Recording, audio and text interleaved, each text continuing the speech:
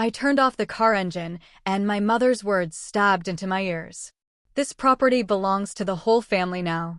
I had just finished a long shift at my friend Claire's cafe and finally slid into my own driveway. Then I couldn't believe what I was seeing. My mother, my sister Kristen, and her 3 kids were camped out on my front porch as if they were about to start a weekend getaway. At their feet was a mountain of luggage I had never seen before. "What are you staring at, Denise? Hurry up and open the door." My mother jerked her chin toward the front door, completely ignoring the fact that I was the owner of the house. Still in a daze, I got out of the car, climbed the porch steps, and unlocked the door almost automatically. The moment the lock clicked open, Kristen rushed her kids inside. "Come on, kids. Your new rooms are this way." Their excited cheers shattered the quiet of what was supposed to be my sanctuary. "Wait, what is going on here?" My voice might as well have been a whisper. No one reacted. My mother placed a firm hand on my shoulder, speaking with the tone of someone announcing an irreversible decree. "I told you, didn't I? This place is family property now. It's far too big for you to live in alone. And since we need it, of course you should share it with us."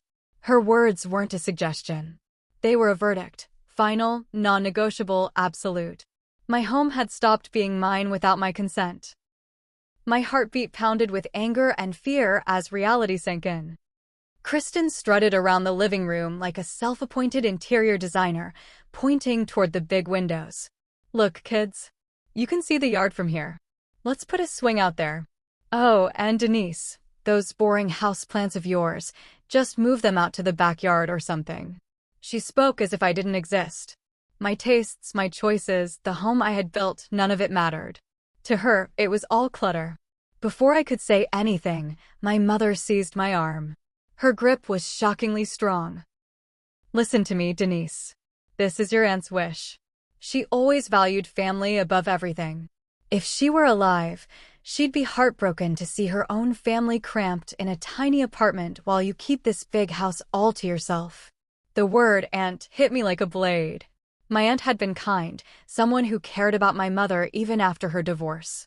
But she would never have approved of anyone trampling someone else's boundaries. My mother was using her kindness as a shield to justify their greed. "That's right," Kristen added, her voice trembling as if she were on the verge of tears. "That apartment has such thin walls that the neighbors complain if the kids run for even a minute. Every night I'm yelling at them to be quiet. I feel like a terrible mom. But here I hear they can finally breathe." She spoke like I was responsible for all of their suffering. In their minds, this invasion was an act of noble sacrifice for the sake of the poor children. Then my mother looked straight into my eyes and delivered her final blow. "You should be grateful, Denise. You finally get to contribute to the family in a meaningful way." She wasn't trying to convince me anymore. This was a declaration of the new order. "Wait." My voice shook, thin and fragile even to my own ears. I couldn't let them steamroll me. I pulled my arm away and stepped in front of Kristen and the kids. I said, "Wait. This is my house. You don't get to decide things without me. And there's no way Aunt Mary would have wanted something like this." My mother and Kristen exchanged a look, then exhaled softly as if I had just told a childish joke. That expression froze my blood. "Oh, Denise," my mother sighed, as if scolding a naive child. "You may not understand yet, but this is how the adult world works. Families support each other.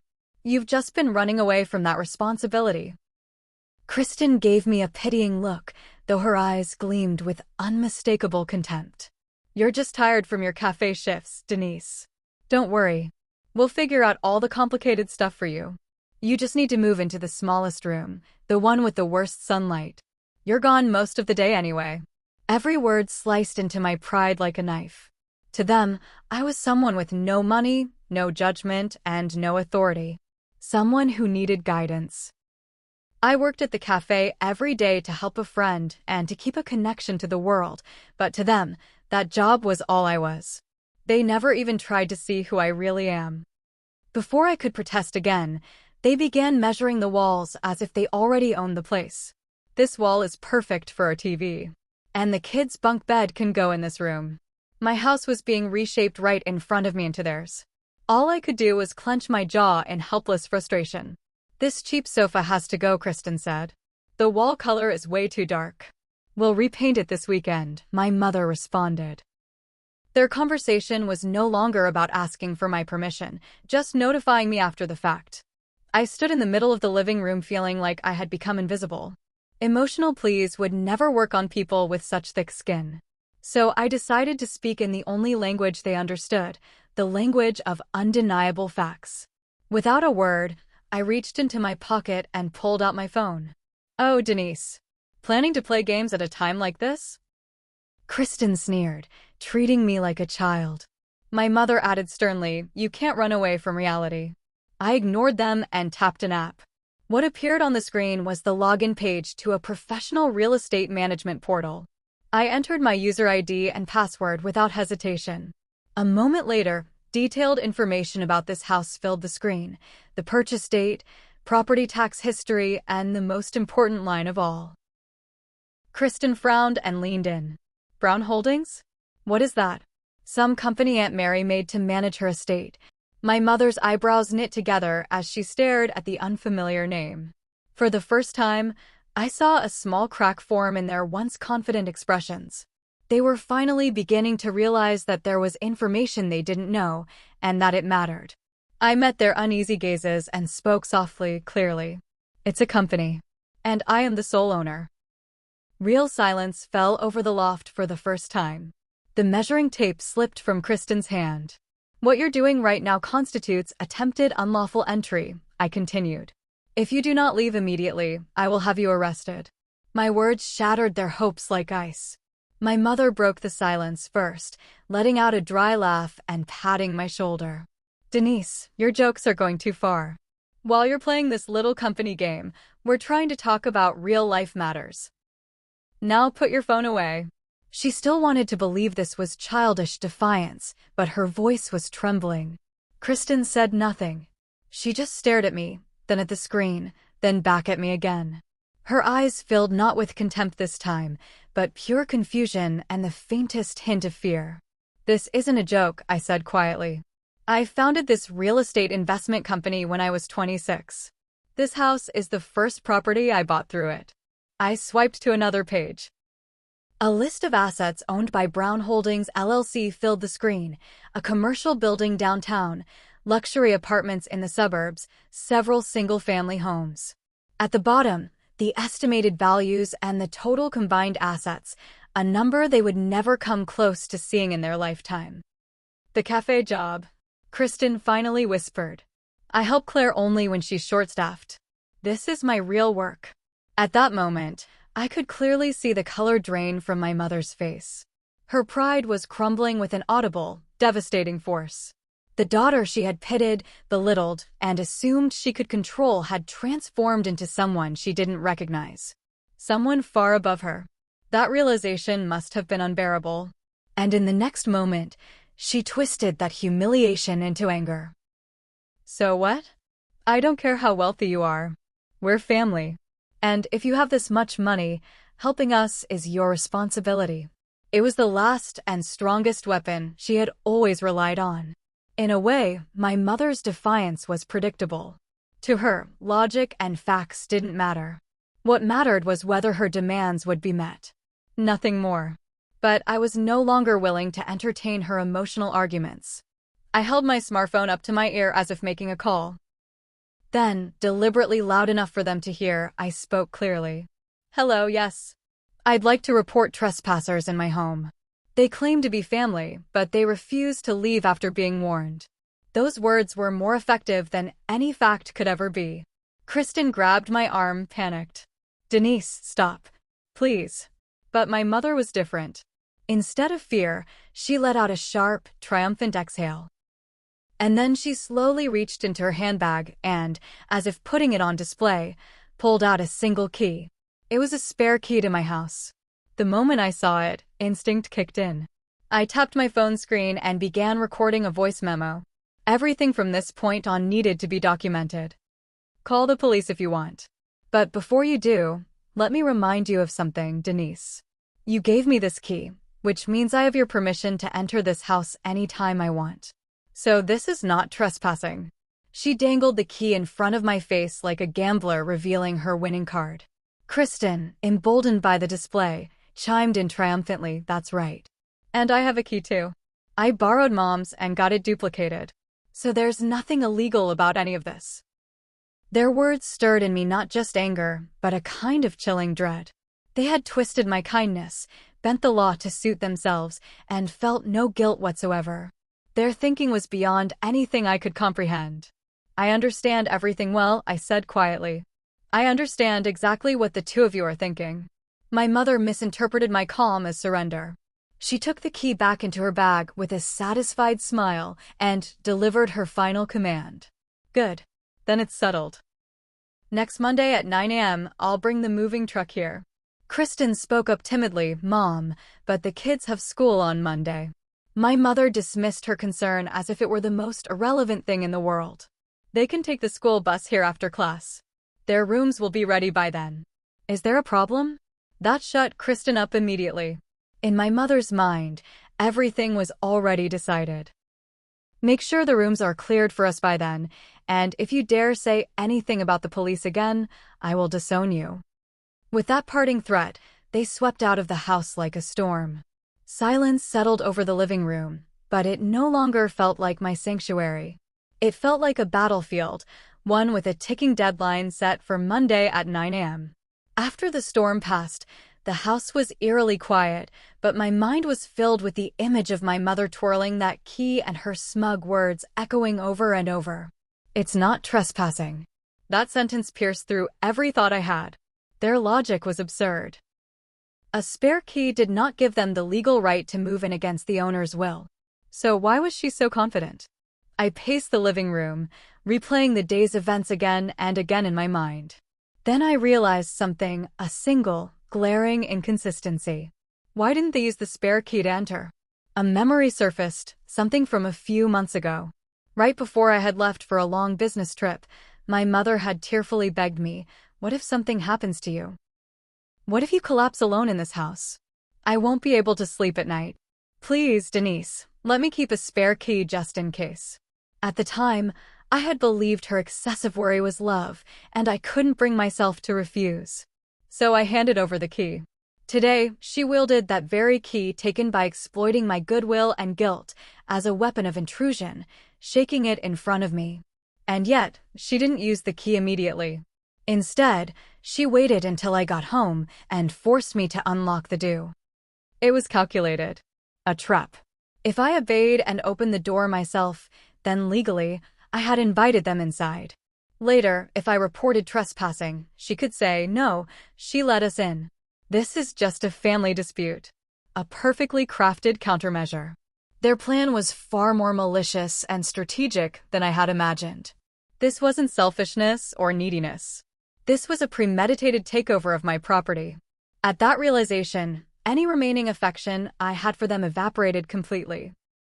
The fear inside me hardened into cold steel. If these were the rules of the game she wanted to play, then I would answer with my own rules and crush her with everything I had. The day after that nightmare of a Monday dawned. Tuesday morning, I had barely slept. There was no time for emotion. I had 6 days before their self-appointed deadline. I pulled my laptop from the kitchen drawer and powered it on. I was no longer Denise the cafe employee. I was Denise Brown, CEO of Brown Holdings, LLC. My first task, fortify this house completely. I searched online for the highest-rated 24-hour locksmith in the city. Among several options, one name stood out from the reviews, a man known for making locks impossible to break, Mr. Irving. I contacted him immediately.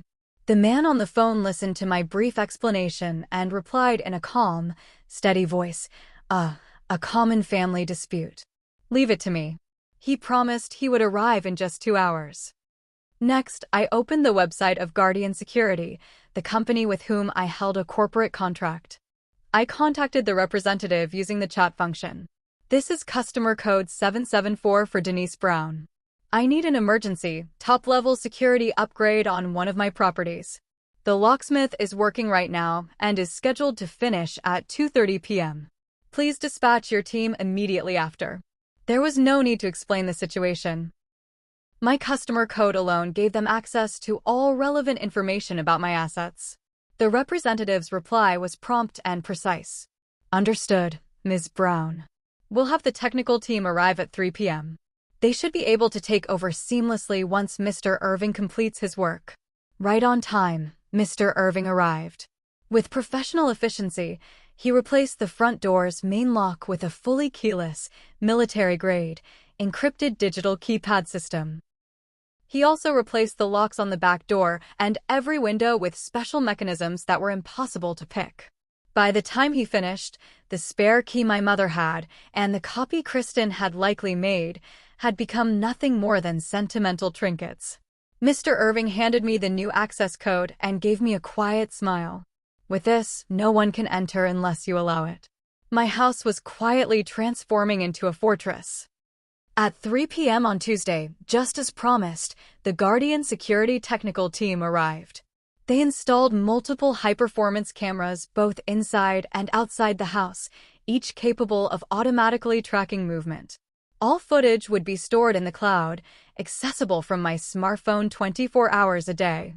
Sensors were added to every door and window.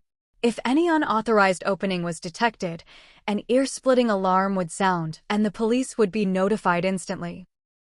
The physical fortification became flawless, but my battle was far from over. In fact, it was only the beginning. On Wednesday morning, I headed to the office of my attorney, Mr. Hansen. He had handled every legal matter for me since I established my company, someone I trusted completely. So, Denise, what kind of trouble are we dealing with this time? Hansen knew I rarely visited in person. I calmly and objectively explained everything that had happened on Monday. The attempted intrusion, the misunderstanding about the inheritance, the revelation of my true identity, my mother's ultimatum, and the taunting display of the spare key. Do you have evidence? He asked. I nodded. I recorded everything from the moment she waved the key at me. Hansen set down his pen, his expression sharpening. A wise decision. This isn't a simple family squabble. It's malicious trespassing and coercion. They exploited your goodwill and guilt to carry out a premeditated attempt to seize your property. His words gave legal shape to the anger and fear I had been carrying. What should I do?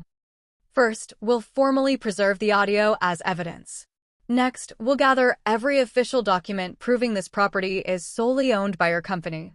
And finally, Hansen looked directly into my eyes. On Monday morning, the moment they show up, call the police without hesitation. That will be a lawful act of defending your property. I nodded deeply at his firm words. The law was on my side. Monday morning, 8:45 a.m. I sank into the living room sofa and took a sip of freshly brewed coffee. On the large, wall-mounted monitor, the exterior security camera feeds were displayed in 4 panels. Like an audience member waiting for a movie to begin, I sat in silence and waited. Soon, a massive moving truck slowly appeared on the street in front of my home. Its size seemed almost symbolic of the scale of their greed. My mother stepped out of the passenger seat. Kristen climbed out from the driver's side. Both wore expressions of absolute confidence, as if their new life at my house was already certain. 2 movers in work uniforms climbed down from the truck, waiting for my mother's instructions. All right, let's get started. Her triumphant voice reached me clearly through the monitor's audio. Kristen, like a conquering hero, bounded up the porch steps and faced the front door. But in the next instant, she froze. Mom, what is this? At Kristen's stunned voice, my mother stepped onto the porch with a frown. Then she, too, fell silent. The old brass doorknob and keyhole that had been there just last week were gone, vanished without a trace. In their place was a seamless metal panel with a cool, blue-white glow emanating from a digital keypad at its center. It looked like something from a spaceship in a sci-fi movie. What is this supposed to mean? My mother reached out toward the keypad as though she were approaching something unreal, but she didn't touch it. Her pride refused to acknowledge anything she couldn't understand. Even the movers looked confused, watching from a distance, unsure of what was happening. Kristen began pounding frantically on the spot where the doorknob used to be. Denise, open this door. What have you done? Her shrill voice echoed uselessly through the quiet suburban morning. I silently set down my coffee cup and simply watched the absurd scene unfolding on the monitor. The more she banged on the door, the more Kristen's high-pitched yelling turned into hysterical screaming. My mother had completely lost the dignity she'd had at the beginning and could only stare blankly at the digital keypad. I could practically see her mind grinding to a halt, unable to process this unexpected reality. The movers, sensing the abnormal situation, must have realized this was not a situation for professionals to get involved in. They exchanged glances, returned to the truck's cab, and watched quietly from a distance. At that moment, a car pulled up in front of my house. The man who stepped out was Peter, the security officer from the Neighborhood Homeowners Association, whom I had contacted on Tuesday. He glanced once at the disturbance in front of my home, then climbed the porch steps with slow, intimidating composure. "Ladies, is there some kind of problem?" Peter's calm voice snapped my mother back to reality, and she made the mistake of assuming he was on her side. "Oh, thank goodness. My daughter has locked us out without cause. We're family. Tell her to open this door immediately." She pointed at the door with her chin as though Peter were her subordinate. But Peter didn't flinch. He simply operated his tablet with practiced precision. "Just to confirm, are you Barbara and Kristen?" "Yes," my mother replied sharply. "What of it?" "We have received an official request from Ms. Denise Brown, the legal owner of this property. You two are registered as persons of concern and are prohibited from entering these premises. I must ask you to leave immediately." Peter's words ignited her anger like dry tinder. "What?" "Don't be ridiculous. The owner is my daughter. You have no authority to fine, then I'll speak to someone who does." My mother, her hands trembling, pulled out her phone and dialed emergency services. "Hello, police? My daughter has stolen my home." "Yes, that's right. Hurry." And with that, she dug her own grave. Watching through the monitor, I exhaled quietly. This part was no longer my job. It was the law. Soon, a police cruiser arrived silently, sirens off. The moment the two officers stepped out, my mother rushed toward them as if she'd been waiting her whole life. Then, like a seasoned actress, she collapsed to her knees, sobbing dramatically. "Officer, please listen. My daughter is inside. She's locked me and my poor sister's family out. And when my grandchildren come home from school, they'll have nowhere to go." Beside her, Kristen hugged herself and wailed as though invisible children were clinging to her legs.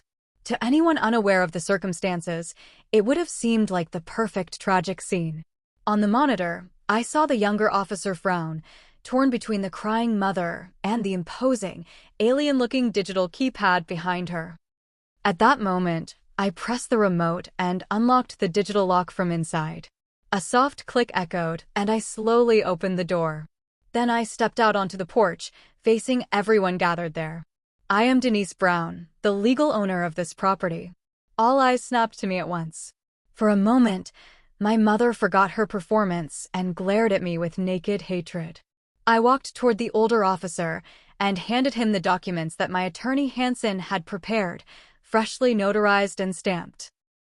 "These are the official property records proving ownership, along with the corporate registration for Brown Holdings LLC. As you can see, the property belongs entirely to me."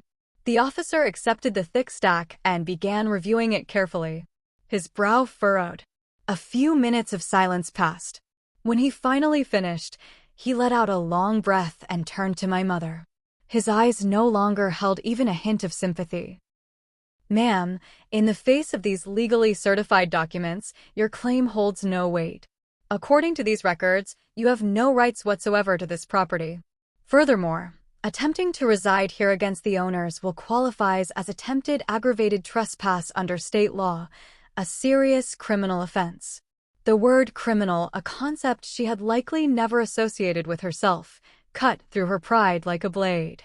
Her handbag slipped from her numb fingers, falling to the concrete. Lipstick, a compact mirror, and the spare key she had once flaunted spilled out with a dry clatter. "You are to gather your belongings and remove the truck from the premises immediately. If you refuse, We will have no choice but to place you under arrest. This is your final warning." The officer's tone was cold and absolute. My mother could do nothing but stare blankly at the scattered remains of her authority. The officer's stern voice shattered the frozen air. "Did you not hear me? Leave now." Only then did reality finally sink in for them. My mother shot me a single, murderous glare, an expression filled with enough hatred to kill, then turned on her heel without a word. Her steps were weak and unsteady, as if the strings of a marionette had suddenly been cut. Kristen hurried to gather the belongings scattered across the ground and ran after her. Realizing that this farce had reached its end, the movers quickly started their truck. The vehicle, packed with the remnants of a new life they would never have and the ridiculous ambitions they held, rolled away as though retreating in defeat. A few days later, I was in the office of my attorney, Mr. Hansen, signing the formal application for a restraining order. The weight of the pen pressing against the paper reflected the weight of my decision. With this, a legal wall is established. But they will resist emotionally. "Under no circumstances should you respond," Hansen said. His prediction proved to be shockingly accurate. On the day the order was officially approved, my phone erupted like a storm. Voicemail after voicemail from my mother, her hysterical screaming alternating with pitiful sobs. "You've forgotten everything I did to raise you. You'll die alone and rot in loneliness." Word after word sounded like a curse. From Kristen came long text messages filled with rage and blame. "The cancellation fee for the movers is $4,000. You should be paying that. You've ruined our lives. How dare you be the only one who gets to be happy?" But none of their words stirred even the slightest ripple in me anymore. I did not reply to any of them. Instead, I simply took screenshots of every call log and message, then forwarded them to Attorney Hansen's email with the subject line, "Additional evidence." Their emotional attacks no longer reached me. They were nothing more than empty data to be added to a legal file, proof of their violations. When I finished forwarding everything, I erased their contact information from my phone without a moment's hesitation. The chains that had bound me for so many years vanished without a sound. Later, Attorney Hansen told me that the incident that day had spread quickly through the neighborhood and even to our relatives, thanks to the police involvement. My mother and Kristen were shunned for their selfish behavior and became completely isolated. On top of that, burdened by the hefty penalty charged by the moving company, Kristen faced an urgent deadline to vacate her current apartment. She had prematurely sent a move-out notice, believing the relocation would proceed, and she still hadn't found a new place to live. When I returned home, I found a silence as strong and solid as steel, a silence protected by the law and by my own resolve. This had once been my battlefield. Now it had returned to being my sanctuary. I opened my laptop and began reviewing documents for my next investment project. My life belongs to me, and I will never again allow anyone to interfere with it.